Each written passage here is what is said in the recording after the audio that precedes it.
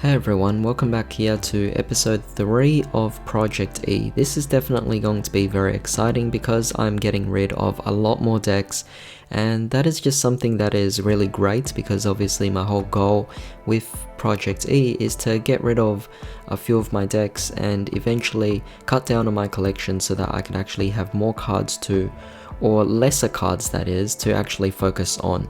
So what I mean by that is to improve myself on the game rather than focusing on 90 plus different decks.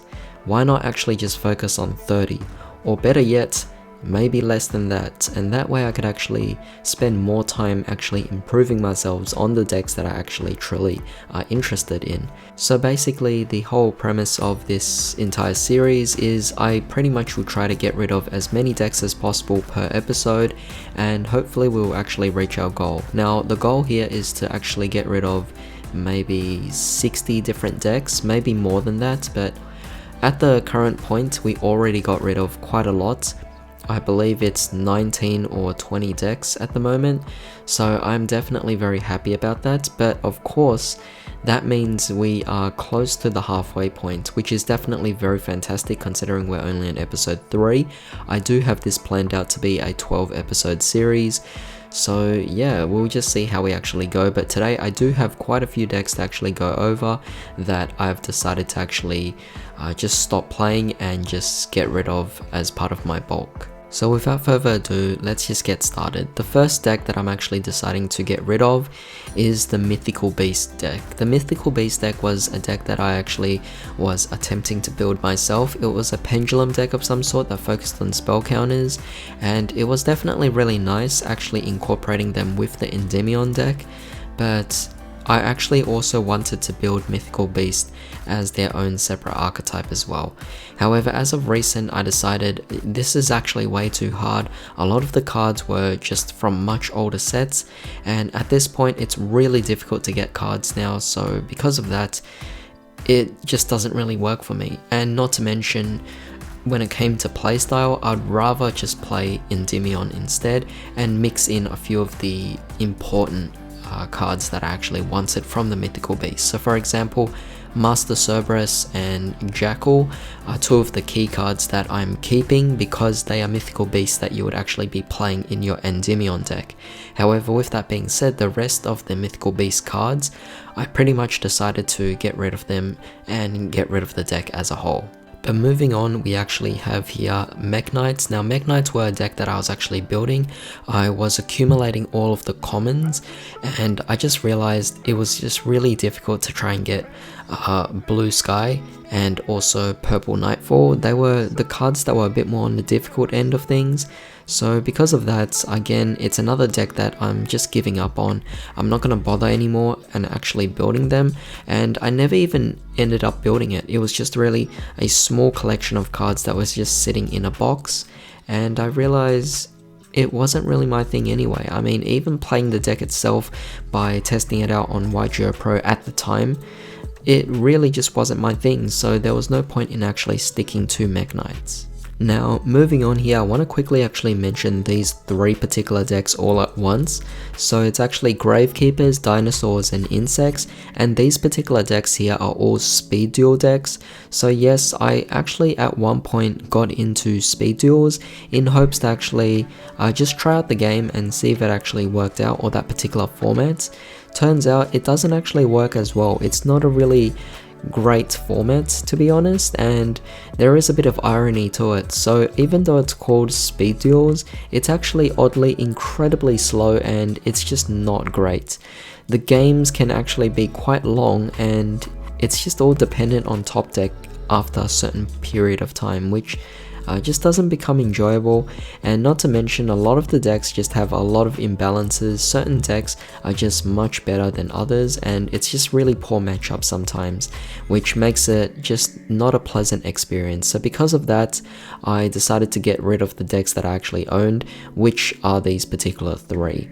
Now for the Insects and Dinosaurs, they were a bit more on the generic side. However, with the Gravekeepers, I did actually have intentions to get all the Gravekeepers and then build a deck in their regular format as well, but seeing as it's not really a deck that was kind of my style, again, it's something I'm just giving up on, and as an overall, I'm also just giving up on the speed duel formats as well, which gives me more time to actually just focus on the current standard formats. Next, we are also getting rid of Infinitrack and also Evil Eye. I wanted to talk about these two particular archetypes together for the fact that they both came out in around the same set, and I was just hoping to actually build both decks, but seeing as I never bought that particular special set, there is no way I could actually get the cards for those particular archetypes anymore. There is just no way. I mean, in this current situation, cards are being bought out. You know, every single product out there, every single booster pack out there, booster box out there, it's really hard to find all of these older ones because of the fact that, you know, ever since the pandemic began, it's definitely just been really difficult to get cards in general. So to even try to attempt to find old cards like that would be difficult. It might work if I actually bought a core off someone to build off it, but again, they're not particularly decks that I would entirely focus on. Now, while I did actually explore Infinitracks by taking them into decks like Ancient Gears or some of my other decks like Machina as well, or even, I don't know, I mean, there's just a good variety of decks that I could have tried Infinitracks in, but you know, I still haven't got a lot of the cards. It's just a few of the cards that came out in later supporting sets that I ended up getting, and it was just not much of it. So because of that, those two particular decks I'm giving up on for the fact that I've barely made any progress in actually building them anyway, and at best I've only played them on yugioh Pro, or at this particular point it's Edo Pro, but yeah, those particular decks, they didn't really represent me as a duelist, so I felt that it just wasn't something that I wanted to continue building upon, and I wanted to focus on a lot of my other decks. Now, moving on here, this might actually come to a big surprise for you guys because this was a deck I featured on this channel quite a lot with both test hands and also deck profiles, and the deck I'm talking about here is FAs. So FAs is a deck that I definitely played for quite a while. It was actually quite fun, but eventually it became repetitive for me. It just started not expanding itself beyond, and as a result there was not enough variation to the plays and combos. So I decided to just again take apart the deck and put it as part of my bulk and pretty much sell it off. It wasn't a deck that truly represented me, and yeah, it was just something that I had to let go.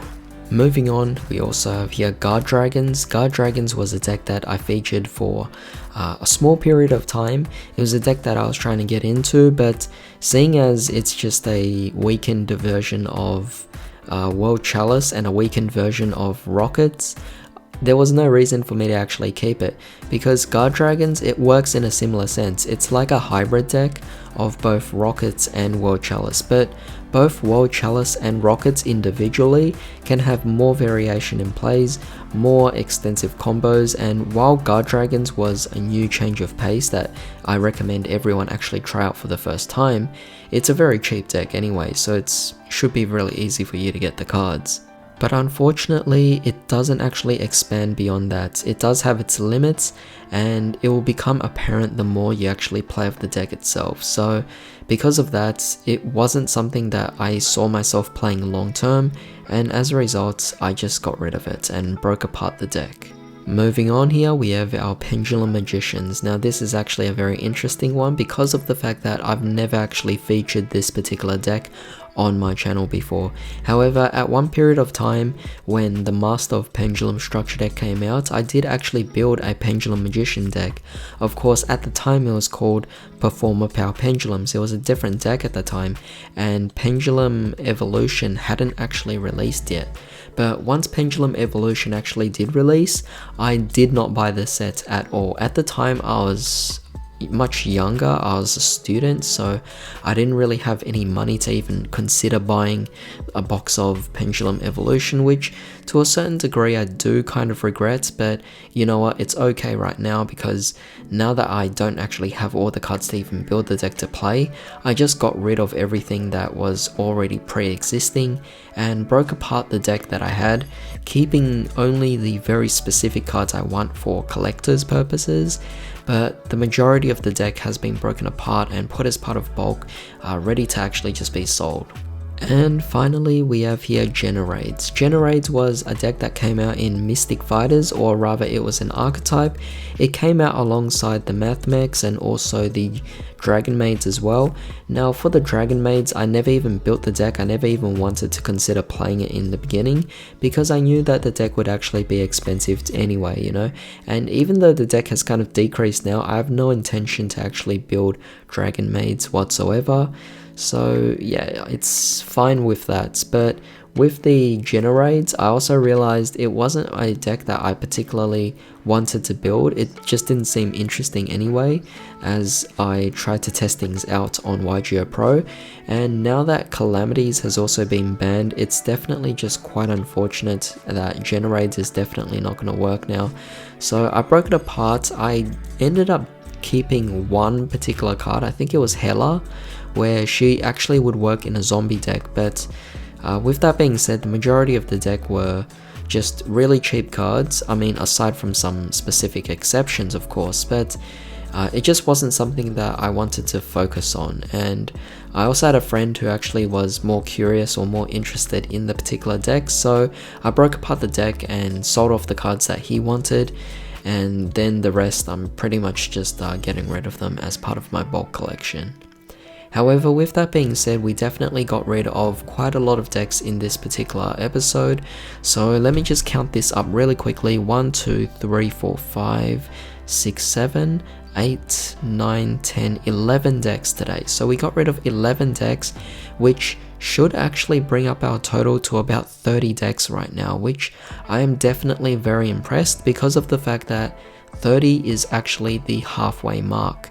We have actually reached the halfway point of our actual entire goal, and we are only in episode 3. Keep in mind there are 9 episodes left, so there is a lot of decks that I could actually get rid of, and I definitely feel good.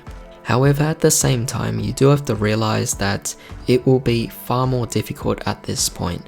The first 3 episodes, it's easy for me to get rid of these decks because of the fact that I have lesser attachment to them. However, as we actually start narrowing things down and going with a few of the other decks that I'm trying to get rid of, I'm going to have a bigger attachment to those decks.